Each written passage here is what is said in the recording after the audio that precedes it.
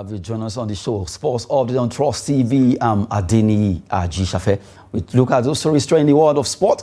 As we talk about Sports Minister, that's the first we'll be looking at. Sports Minister charges NAFA SD to play a leading role in promoting fitness and health education. NAFA SD stands for Nigeria Association of Physical and Health Education right now. And right now they are really holding their own, trying to see how they can get fitness and health education in top gear in Nigeria. And that's why the current Minister of Sport, John Eno, says, well, he's trying to tell them to make sure they promote it by making sure people are fit. If you are a referee, you are a coach, you are an athlete, just get fit. Aside that, even as a human being, we need to get fit always. And this particular body that regulates physical and health education in Nigeria, NAFA SD, they are conducting their own in Abuja. And right now they are trying to see how they can at least promote this particular aspect of sport. To let people know that physical education is very important. You just have to be fit before you can do anything that has to do with sport. And whatever you do in life, you must show some fitness there. As we always say, that sport is business and fitness. That fitness actually is an all-rounder to let you have a feel of what is happening concerning your body. Joining me in the studio is David Oku. That's the first we'll be looking at together. David, good to have you on the show. Yeah, greetings. Nice to see you. My pleasure to be here. Now, looking at that first story we mentioned, where the sport minister is charging the NAFA SD to make sure they promote fitness and health education in Nigeria, because we know that a lot of people, it's not just about you walking, waking up and sleeping that is enough. You need to keep your body in shape. You need to keep fit. You need to know what is wrong with your body. You need to make sure you sweat it out. All those that could accumulate in your body, you need to sweat them out. And also you need to, as an athlete, as a coach, as a ref, whatever you do in sport, if you have to go far, all of them must be they must just make sure they keep fit. Not just only the athletes, the coach also must be fit.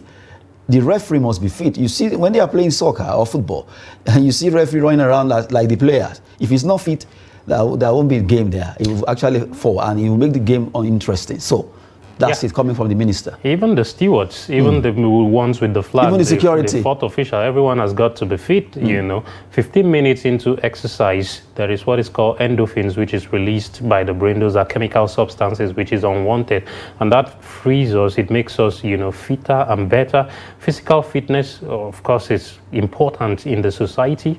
If you want the society to, you know, continue to develop and grow in aspects, you know, physical fitness and then health education are vital components, you know, to ensure that we have a better society and a better people, better fit people who will be okay for roles, to take in roles. You can look at people and you want to, you know, place them in roles and they are not fit enough. They are not fit enough to do this. They are not fit enough to do that. It's all about the clogs in the brains which needs to be released. So a lot of times, or all the time, we need fitness. Not a lot. All the time, we need to be fit. We need to achieve a certain level of fitness to be able to function well in the society. A lot of people see dance as if it's just, come on, dance. Why should I dance? They don't know that dance is actually fitness. Yes. It's an exercise that can help you sweat it out. That's why if you go to a gym, they include dancing. You see them dance and all that. And if you look at these NAFA SD initials, the D there is standing for dance. A lot of people see dance as, why am I a kid? Why should I be dancing? They don't know that dancing really helps a lot. Even if it's just to shake your body, even if you are not dancing to the rhythm that is being played, but at least just, even by nodding, you are doing something. Of course, absolutely. Cholesterol is gone, which is the important thing. You need to shed cholesterol. And when you shed cholesterol, you find out that you can think clearly. You know, you find out that you are lesser. A percentage of the cholesterol is gone, and you look fitter, you look lighter, like a paper. And that's exactly what we need as human beings. Well, we've been talking concerning Nigeria fitness group. They are talking about NAFA SD, Nigeria Association of Physical Education and Dance, where they've been actually trying to see how they can motivate Nigerians to go into fitness. Physical education, at least, is being taught all across schools in Nigeria, and that's a very important subject or course that all of us need to know something about, because our body, we need to keep fit always so that we can be able to face whatever we do living as a human being. Good one, they are coming from that particular group where they are actually having their own seminar in Abuja. But right now, we quickly move away from sports minister urging them there. Let's go to the big one tonight. Matches will be played.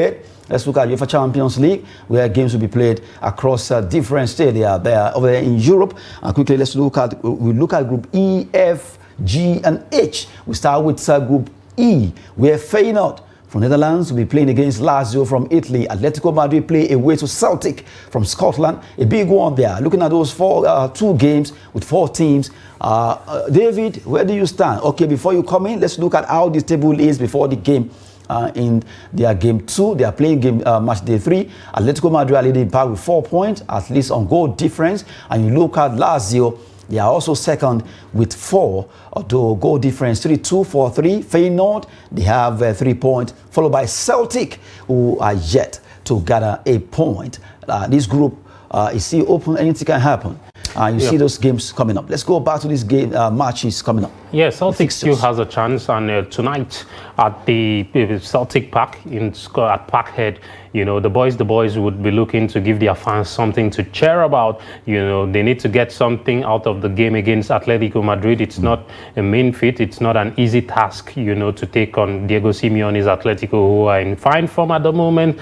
A 3-0 win away at Vigo in Balaidos at the weekend. Antoine Griezmann is in devastating form at the moment, scored a hat-trick in that game. So he's not someone Celtic wants to face at the moment, because I don't see how they are going to get something, you know, from this game, considering how they've started the Champions League campaign so far. This is match day 3 for them. They need to get some points of the you know, the table to stand any chance of, you know, talking about progression, or even in the Europa League, because if you don't progress to the round of 16, then you can still stand a chance to drop into Europe's second-tier competition, which is the Europa League. But for Celtic, they will look to make home advantage count.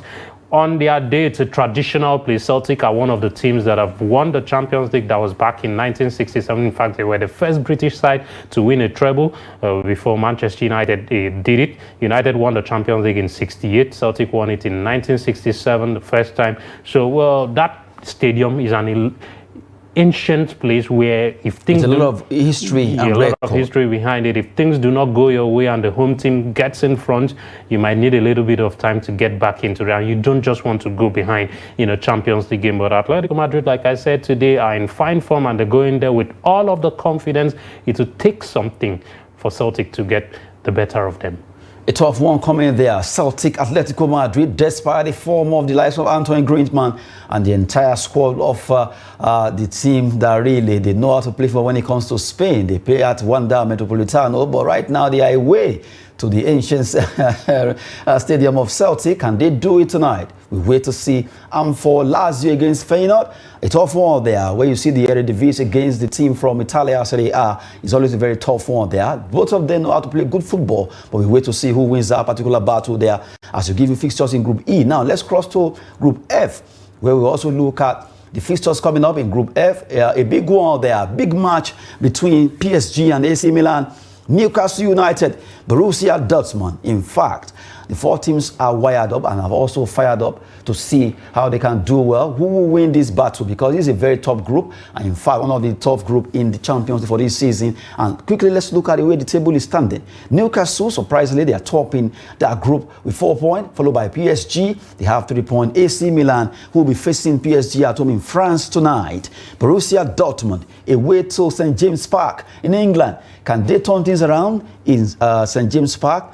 Borussia versus Newcastle. And can PSG build on what they have now? Second on the log, can they defeat AC Milan? Let's take it 2 by 2. Yeah, let me start with the sports direct arena. Newcastle have been in superb form in recent weeks. They didn't start the season quite well, struggled a little bit. I think they lost 1-2 games already, or 3, you know, in the domestic league. But They've turned things around with superb performances, an 8-0 thrashing of Sheffield United, you know, away at Bramall Lane, and they've continued that, a 4-0 win at the weekend against Crystal Palace. This team is doing well. The likes of Ishak scoring goals, Gordon doing fantastically well in midfield. Guimaraes has been, you know, the dynamo leading the charge for them. The defense is solid and strong. Eddie Howe, you know, who has put this team back on track to what we knew them to be last campaign. Newcastle are so solid. I was going to see how they were, you know, going to manage European football with weekend football,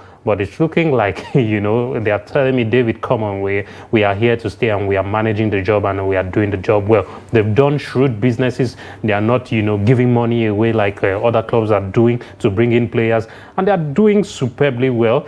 Tonight, I think it's going to be a real good goal, because Dortmund, who has just a single point after 2 matches played, would love to get something out of this game.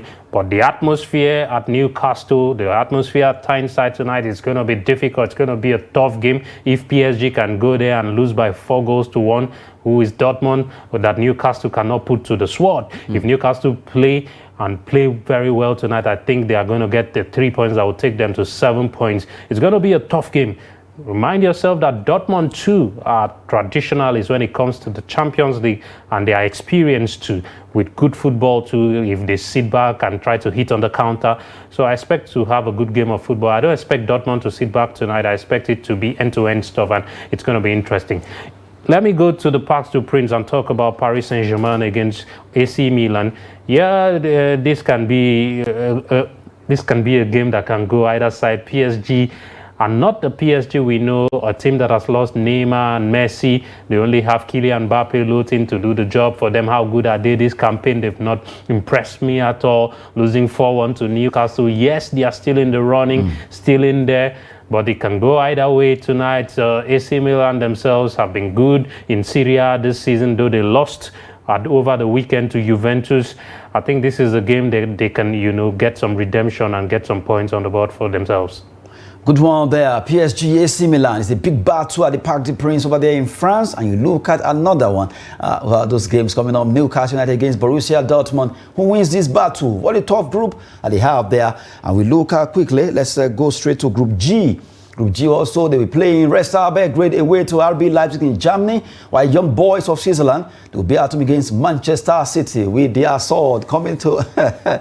Would they be able to withstand? The Young Boys, can they withstand the experienced boys? Maybe I should use that word. Well, it's not always an easy trip to go to Switzerland, you know, to take on the Young Boys. You know, they can put themselves about, and before you know it, they've gotten a goal, and before you know it's difficult. You now need to dig deep and use players, you know, which you may have kept on the bench to come in and rescue the game for you. For Manchester City, they have all it takes to go to Young Boys and win comfortably. Erling Haaland, Alvarez have been in good form. Phil Foden, Jeremy Doku have all been terrorizing defenses. So I expect nothing less from the champions to go there and get the win. A 2-1 success against Brighton at the weekend has put them in a fine position to go on and express themselves in this game. But they will be having one game at their mind, that there's a Manchester derby over the weekend, and they have one more, you know, day to rest. Man United have played, you know, that was a day before. So we're looking forward to seeing how it happens. They wouldn't love to stress themselves too much. So I'm thinking Pep Guardiola might just use his team to get the result here. But if Young Boys put the spanner in the works, in Manchester City's works, then we might be seeing something else. But I believe City will win. I believe they will win and win comfortably against Young Boys. Well, a big one for Manchester City, even though they'll be facing Young Boys. Can the Young Boys put them to the sword? We wait to see that, giving you fixtures of Group G. But right now, let's look at how the table is before we cross over to Group H. In Group G, the table is showing that the likes of Manchester City, RB Leipzig, they're really showing class. They won 2 out of 2. The third one they'll be taking, and they'll be facing Young Boys. RB Leipzig are second. They'll be hosting Red Star Belgrade, and they have 1 point. Young Boys and Star Belgrade, they have 1 2. Leipzig with 3 points. It's a tough one for the teams that will be able to dislodge Manchester City here. They are the king of this group, and you can't take anything away from them. They really show class, being the defending champion, and they are really trying to show a lot of class there. But right now, let's look at Group H. Group H fixtures, as games will be on also. There are Shakhtar Donetsk, perennial team that always come for Champions League against Barcelona, while Royal Antwerp of Belgium, they'll be at home against FC Porto. Big one there. Who wins this game? Barcelona, Shakhtar, Royal Antwerp against FC Porto. Looking at the table of that group, it's a big one there because Barcelona right now are topping with 6 points from 2 matches, winning 2 games, scoring 6 goals. FC Porto, they won 1, and right now, well, it's a big one because they also want to see how they can at least come second in that group. Shakhtar Donetsk are standing third. Royal Antwerp yet to get a point. -6 for them in their own goal difference. They scored 2. They conceded 8 goals. For Shakhtar, they scored 4. They conceded 5. For Barcelona, 6 goals, 4, and they are yet to concede any goal. While Porto, they scored 3. They consider 2. Yeah, it's poised for Barcelona at the Olympic Stadium. They're away from the Camp Nou, which is under renovation, so they've had to do with that stadium. I don't think they are familiar with it at the moment because they still struggle, there to get it going. Yes, they come into the game later, but get going has been a struggle for them. A little bit of injury worries in midfield with Gavi, or is it Pedri or Gavi, but they still got the young stars there, and they've got their top man Robert Lewandowski, who's doing the job for them. This is a far cry to what we saw last season, where they were struggling in the Champions League group. Now they've gotten 6 points on the board for them against Shakhtar Donetsk. Tonight it's going to be a tough game. Does memory serve me right? I think Shakhtar won at the Camp Nou one time like that, where Chigrinsky was the defender, and I think it was after that game Barca went and bought the Ukrainian defender and added to their side, though his spell at the Nou Camp was ill-fated because he didn't really play to their expectation. But Donetsk, I've not really seen much of them, but Agawa Julius made that team popular in Nigeria when he was there with all this backflip whenever he scores. Really, he made Shakhtar so popular. Anytime you hear Julius Agawa, Shakhtar Donetsk, he made the team popular in Nigeria. Not a lot of people follow them, but because as a Ukrainian team, you see them always coming to Champions League almost every season. They are always there. And they are a selling club. They are the club that have sold players like Witzel, Fred, some Brazilian players. I think they get good imports, from Brazil, and then make these players and sell them off. The Donbass Arena is always a difficult place to go, but tonight they are in Barcelona and in Catalonia. So I think Barca would win this game if they get things right. Xavi and his team start on the front foot. They should get the win in this game. A big one there. Looking at that group H, it's going to be a tough one among all the teams I'll be playing. Barcelona hosting Shakhtar, and you look at all the teams. Royal Antwerp also will be at home, and who wins this battle? We at least give you more concerning the subsequent edition. Well, we'll be giving you more concerning those results there. But right now, let's run through some transfer stories. Even though you can't sign player now, but rumors flying around. Let's start with the number 1. Newcastle could replace Sandro Tonali. Tonali has been fined concerning the issue of betting, but right now he's under sanction. And Newcastle could replace him with either Calvin Phillips, Scott McTominay, Amadou Onana, or Joao Palinha. Those 4 players, either of them could be coming. Yeah, terrific players, on the list. You have seen a lot of Joao Palinha, the Fulham midfielder, is an enforcer. And for every game, just if you are a booking or a betting person, just place a bet. We are still talking about betting now with Tonali, and I'm saying place a bet that Palinha will get a yellow card. And it usually happens because in a season he gets more than 12 yellow cards. He's a strong tackler. So among these 4, among these players, Calvin Phillips, Scott McTominay, Onana, and Palinha, which player would you prefer Newcastle, the Magpies, should go for? Well, Calvin Phillips haven't had game time, and I think Southgate has spoken to him privately about getting game time. Since he's gone to Manchester City, injuries have blighted his, stay in the first team, and then he's not gotten those opportunities. The form of Rodri has also prevented him from getting a shot at it. So I think it will be Calvin Phillips. His passing is good too. He's an enforcer, but his passing is better. Scott McTominay is a homeboy at Man United, even though he was in the market, during the transfer window. I think United were not really serious about letting him go. And as you can see, he stepped up his game now. He's been the go-to man for them, though last night he gave away a penalty in the end, he had Andrew Onana to thank, who made that incredible save. But McTominay himself has been good. You know, he's starting games under Ten Hag. So who would you go for? Calvin, right? Yeah, Calvin Phillips. A big one there for Newcastle United. They want to get at least a player to take over that particular spot of Sandro Tonali, who is facing betting issues or sanctions rather. Now let's go to the second story that has to do with Chelsea. The Blues, they want to test the race of Arsenal concerning their goalkeeper Aaron Ramsdale, who lost his place to David Raya. Raya has taken over since this season for Mikel Arteta, and it's really going to it's possible that Chelsea wants to see if they can get him to the other side of London. Well, the way Chelsea has turned into a confused club, you know, it bewilders me. You know, why are you going for Aaron Ramsdale? Chelsea still has a goalkeeper who is in Madrid. The only reason he left for Madrid was because Balaga, right? Yes, was injured. And David Raya, who lost his place to David Raya, this is another confused situation because Ramsdale has been good.